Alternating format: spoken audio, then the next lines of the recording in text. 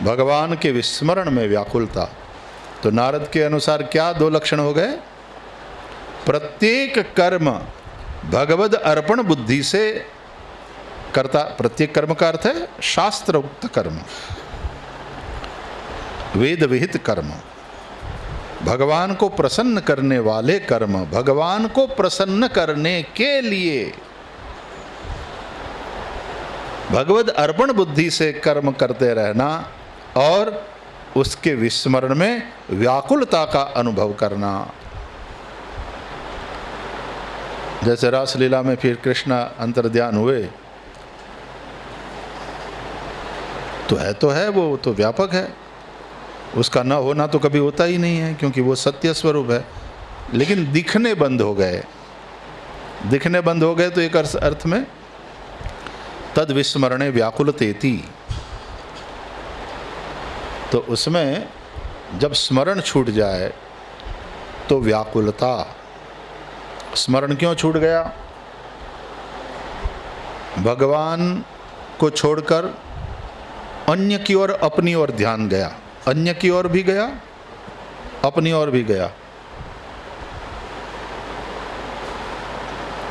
मैं अन्य से श्रेष्ठ हूं, मैं अन्य से श्रेष्ठ हूं। आत्मानं मे निरे स्त्रीणाम मानिन्योभ्यधिकम भुवि। तो कृष्ण का तो विस्मरण ही हुआ ना। अतः तासाम तत्सौभगमदम वीक्षमानं च केशव प्रशमाय प्रसादाय तत्रैवान्तरधीयत।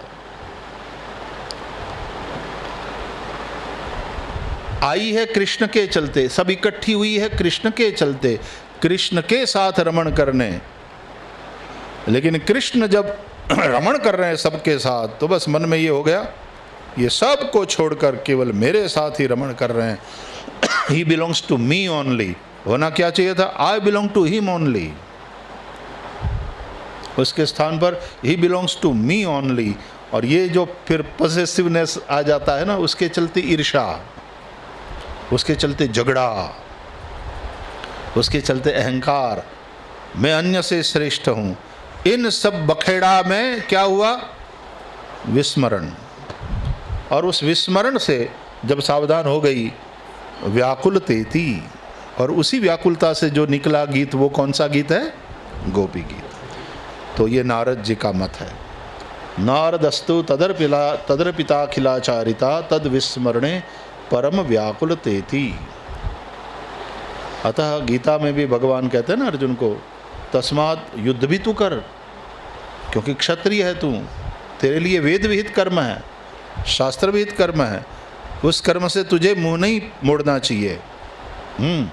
लेकिन युद्ध करते हुए भी माम अनुस्मर युद्ध च, मेरा स्मरण कर और युद्ध कर, क्योंकि मय्यर्पित मनोबुद्धिर मामे वैश्यस्य संशयम।